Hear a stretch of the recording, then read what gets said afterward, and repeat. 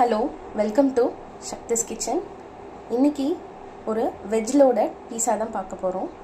அதுக்கு நான் ஒரு கேரட், கொஞ்சமாக கேபேஜ், அப்புறம் கொஞ்சம் ஆனியன் எடுத்திருக்கேன். இது குடமிளகாய். அண்ட் இங்கே கோதுமை மாவு எடுத்திருக்கேன்.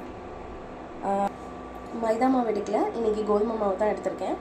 அண்ட் கோதுமை மாவை நல்லா கொஞ்சம் டைட்டாக பிசைஞ்சு எடுத்துக்கலாம். வெஜ்ஜஸ் எல்லாமே கொஞ்சம் நம்ம சாட்டே பண்ணிக்கலாம் பட்டரில். இது கொஞ்சமாக எண்ணெய் ஊற்றிட்டு நான் இதை நல்லா டைட்டாக பிசைஞ்சுக்கிறேன்.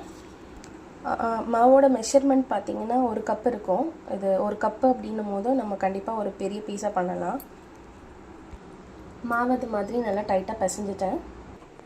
இப்போது ஒரு கடாயில் இதில் பட்டர் சேர்த்துக்கலாம். பட்டர் மெல்ட் ஆகிடுச்சு. காய்கறிலாம் ஆட் பண்ணிக்கலாம்.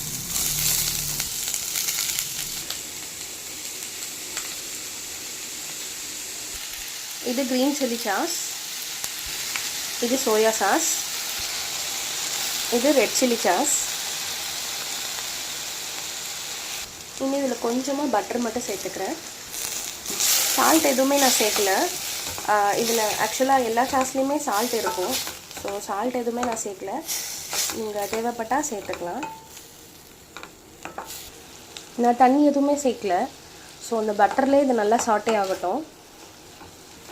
இப்போ இது கூடவே நான் கொஞ்சம் வேக வச்சு பட்டாணி சேர்த்துக்கிறேன். இப்போது 10 to 15 minutes வரைக்கும் நல்லா குக் ஆகிடுச்சு. இப்போது ஸ்டவ் ஆஃப் பண்ணிடலாம்.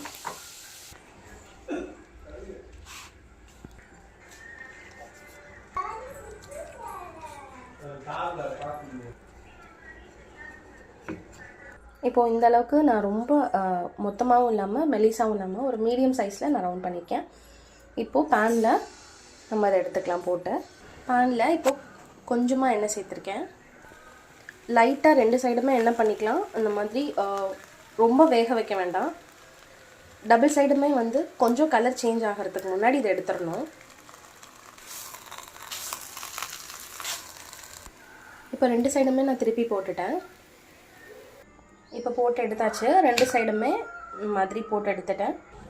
இப்போ பீஸாவோட சாஸை நல்லா இந்த மாதிரி மேலே அப்ளை பண்ணிக்கிறேன். சாஸை ஃபுல்லாக அப்ளை பண்ணிட்டேன். இது சீஸ் பிளெண்டட் டைஸ்டு. இது மேலே இதை போட்டுக்கிறேன்.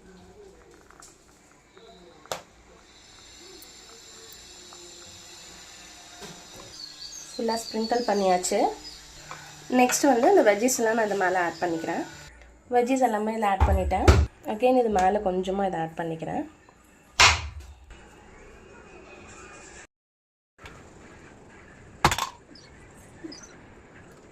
இப்போ நான் அதை அப்படியே பேனில் எடுத்து வச்சிட்டேன். அண்ட் இது ஒரு 10 to 15 minutesக்குள்ளே நம்ம இதை எடுத்துடலாம். ஆக்சுவலாக இது மெல்ட் ஆகிடுச்சு அப்படின்னா நம்ம இதை எடுத்துடலாம்.